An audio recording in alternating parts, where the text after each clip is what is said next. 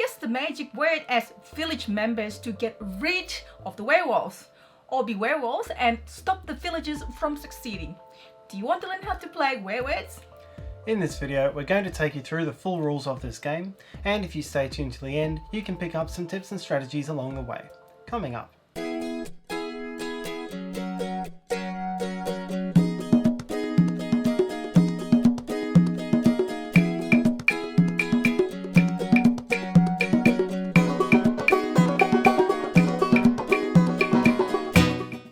Hi, it's Tarrant.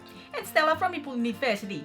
We bring you a variety of quality board game videos. So if you're new here, please consider subscribing and do hit the bell to be notified of when we post new videos. Now let's get to the rules of Werewords, the 2017 edition, game by Ted Alspach, published by Jahja Games. Werewords is a word guessing and social deduction game for 4 to 10 players playing in 2 teams, the villagers and the werewolves.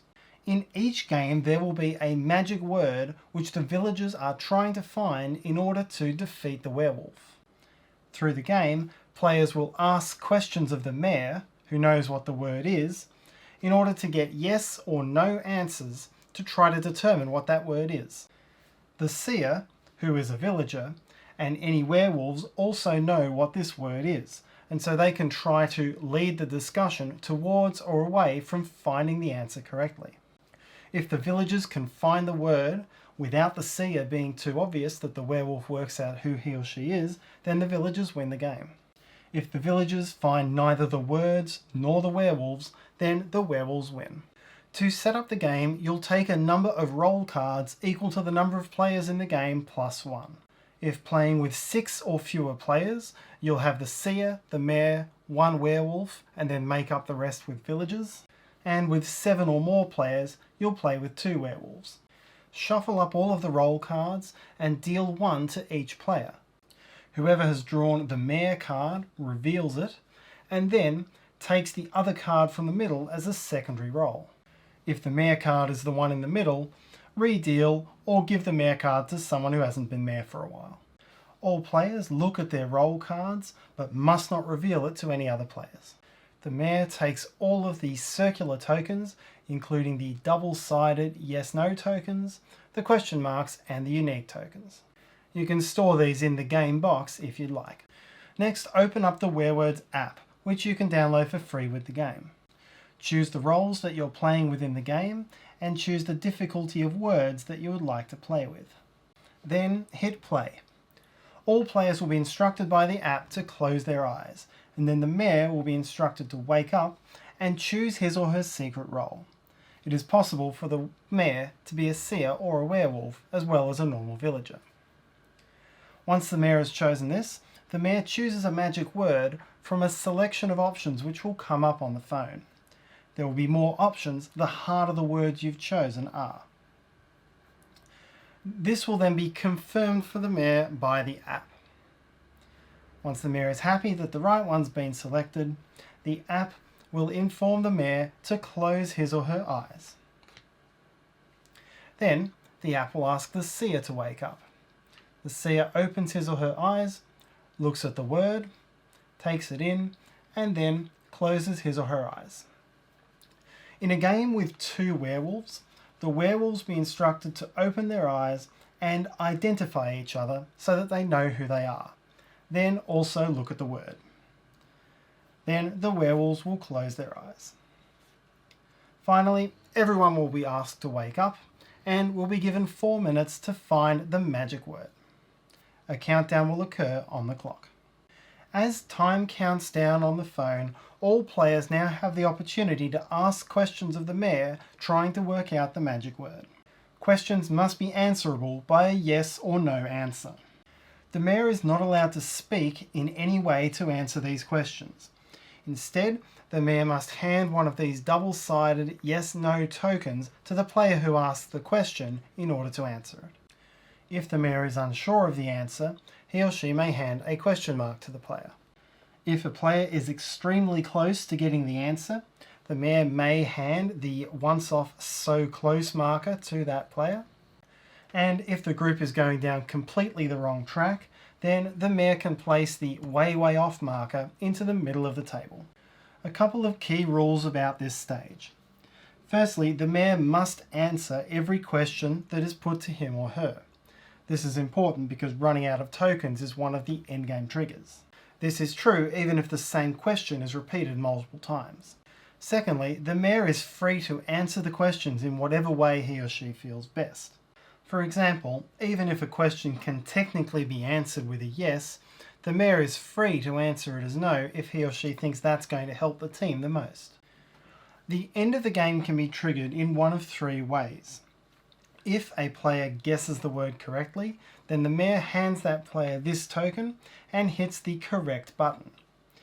If the mayor ever runs out of yes/no tokens, then the mayor hits this button. Finally, the time may run out. Regardless of how the end of the game was triggered, the word game phase is over and the social deduction phase begins. If the villagers correctly guess the word, then the werewolf or werewolves reveal themselves.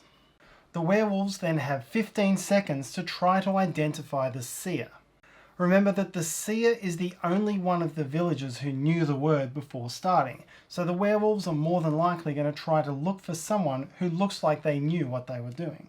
Each werewolf in the game gets to make one guess, and if the werewolves successfully find the seer, then the werewolves win the game.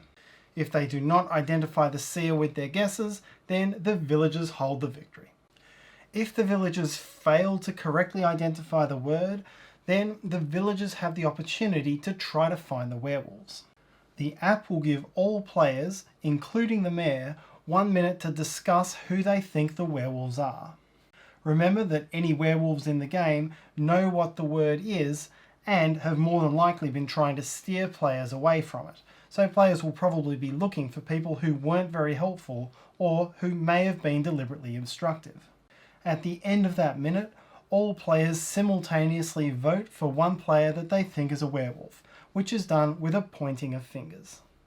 The player or players who get the most votes reveal their roll cards, and if at least one werewolf is revealed, then the villagers win the game.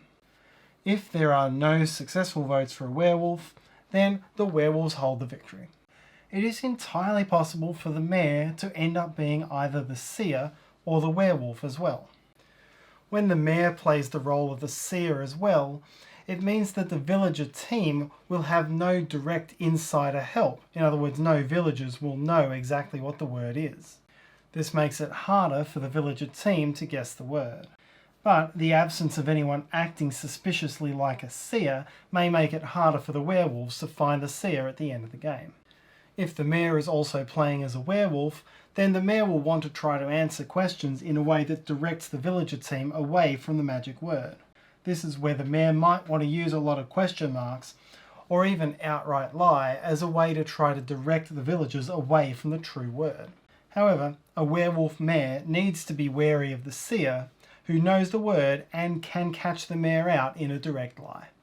The game has elements of social deduction running throughout it, and players who know what words are can be trying to tease questions out of people in order to try to identify the role that they have to find at the end of the game. Players can also game the endgame triggers in their own favour. For example, a werewolf who thinks he or she has worked out exactly who the seer is can simply blurt out the correct answer as time expires and then try to win the game by identifying the seer. Nothing in the rules prevents this sort of meta play. As mentioned before, words in the game come in 4 different difficulties: easy, medium, hard, and ridiculous. And that's how to play Werewords. We hope you enjoyed the video and we hope you enjoy playing. If you enjoyed this video, please let us know by clicking the like button. Write your questions or feedback in the comment sections below. You can also join our Facebook group, Meeple University Community, to share your love for board games. And finally, if you'd like to be among the first notified of what's new from Meeple University, please consider subscribing to our channel. You can click on the Meeple up in the corner to do so, and do hit the bell to be notified of new videos. Until next time!